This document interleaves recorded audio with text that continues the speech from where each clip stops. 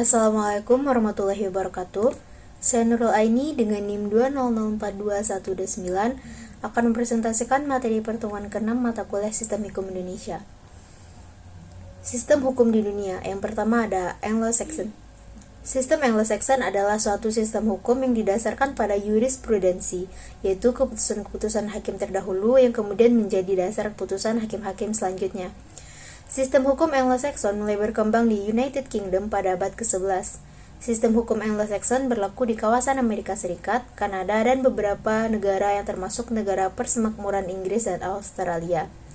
Sumber hukum dalam sistem hukum Anglo-Saxon adalah putusan-putusan hakim atau pengadilan yang kemudian mewujudkan kepastian hukum, prinsip-prinsip dan kaidah-kaidah hukum dibentuk dan menjadi kaidah yang mengikat hukum.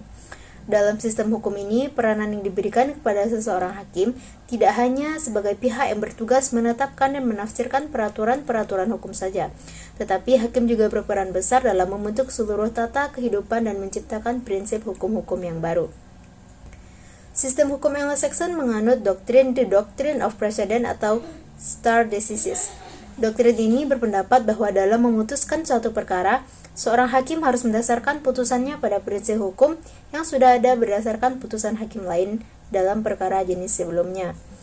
Hakim di pengadilan Anglo-Saxon menggunakan prinsip pembuat hukum sendiri dengan melihat kasus-kasus dan fakta-fakta sebelumnya. Sehingga hakim dalam hal ini berfungsi sebagai legislatif atau pembuat undang-undang. Dalam sistem pengadilan di negara-negara Anglo-Saxon menggunakan sistem juri. Hal ini berbeda dengan sistem hukum Eropa kontinental yang menggunakan sistem peradilan berdasarkan majelis hakim. Hakim pada negara-negara yang menganut sistem hukum Anglo-Saxon, metode berpikir yang digunakan adalah metode induktif, yaitu berpikir dari khusus ke umum. Artinya, di dalam menjatuhkan putusan hukum, mendasarkan pada kasus in concreto atau aturan khusus yang berlaku khusus, kemudian diangkat menjadi aturan umum yang akan berlaku sebagai presiden bagi hakim lainnya pada perkara yang sejenis. Penggunaan juri di dalam sistem hukum ini berlaku baik untuk perkara perdata dan juga perkara pidana. Juri dipilih dari komunitas warga masyarakat dan bukan ahli hukum atau sarjana hukum. Sebelum melaksanakan tugasnya, juri terlebih dahulu diambil sumpahnya dan dipastikan para juri akan berlaku objektif. Sistem hukum ini juga mengenal pembagian berdasarkan hukum publik dan hukum privat. Selanjutnya ada sistem hukum Eropa kontinental. Sistem hukum ini berkembang di negara-negara Eropa daratan yang sering juga disebut sebagai civil law. Sejarahnya, sistem hukum ini berasal dari kodifikasi hukum yang berlaku di Kekaisaran Romawi pada masa pemerintahan Kaisar Justinus abad 4 sebelum Masehi. Peraturan-peraturan hukumnya merupakan kumpulan kodifikasi dari pelbagai kaidah hukum yang ada sebelum Justinianus. Prinsip utama yang menjadi dasar sistem hukum ini adalah bahwa hukum memperoleh kekuatan mengikat karena diwujudkan di dalam peraturan-peraturan yang berbentuk undang-undang dan tersusun secara sistematik di dalam kodifikasi atau kompilasi tertentu. Dengan konsep tersebut, maka konsekuensinya adalah hakim tidak dapat leluasa menciptakan hukum yang mempunyai kekuatan mengikat umum. Hakim hanya berfungsi menetapkan dan menafsirkan peraturan dalam batas-batas wewenangnya. Putusan hakim hanya mengikat para pihak yang berperkara saja. Sistem hukum ini menekankan pentingnya hukum yang tertulis, yaitu peraturan perundang-undangan, sebagai dasar utama sistem hukumnya. Sehingga sistem hukum ini disebut juga sistem hukum kodifikasi atau codified law. Dalam sistem peradilan Eropa kontinental, hakim diikat oleh undang-undang, sehingga dalam sistem ini kepastian hukumnya dijamin melalui bentuk dan sifat tertulisnya ada di undang-undang. Hakim-hakim di sistem hukum ini dapat mengikuti putusan hakim sebelumnya pada perkara yang sejenis, tetapi bukan suatu keharusan yang sifatnya mengikat, berbeda dengan sistem hukum Anglo-Saxon tadi. Tugas dan tanggung jawab hakim di sini adalah memeriksa langsung materi perkara, menentukan bersalah tidaknya terdakwa atau pihak yang berperkara, kemudian sekaligus menerapkan hukumnya. Yang ketiga, sistem hukum Islam. Hukum Islam adalah sistem hukum yang berdasarkan ketentuan-ketentuan yang telah ditetapkan oleh Allah dan Rasul-Nya. Sistem hukum agama adalah sistem hukum yang diatur berdasarkan kitab suci dan kepercayaan agama. Hukum Islam atau hukum syariah adalah sistem hukum yang paling banyak diterapkan sebagai hukum agama.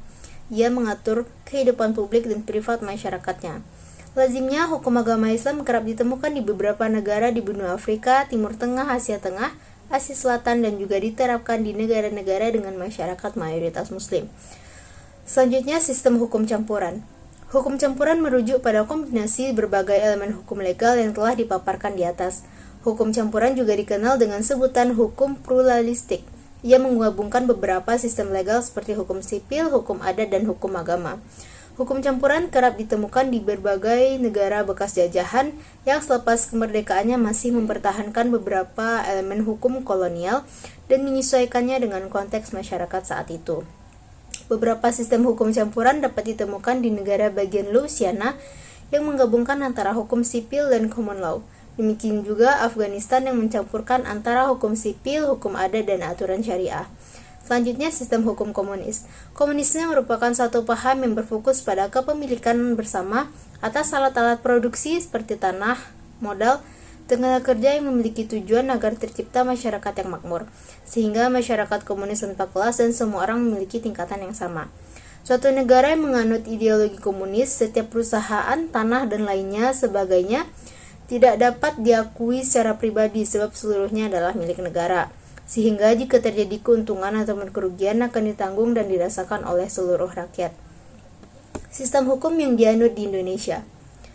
Sistem hukum di Indonesia menganut sistem hukum Eropa kontinental atau civil law yang dapat dilihat dari sejarah dan politik hukum, sumber hukum maupun sistem penegakan hukumnya. Dalam sistem hukum Indonesia terdapat subsistem hukum perdata, hukum pidana, dan hukum tata negara. Negara hukum yang dianut Indonesia adalah negara hukum yang senantiasa mempertimbangkan segala tindakan pada dua landasan, yakni dari segi kegunaan atau tujuan dan dari segi landasan hukumnya. Dalam buku Pengantar Hukum Indonesia tahun 2016 karya Hanafi Arif, sejarah hukum Indonesia sebelum kemerdekaan dipengaruhi hukum adat dan kemudian diganti dengan hukum sivil law yang disebabkan penjajahan Belanda. Sekian, terima kasih. Mohon maaf apabila ada kesalahan. Wabillahi taufiq wal hidayah. Wassalamualaikum warahmatullahi wabarakatuh.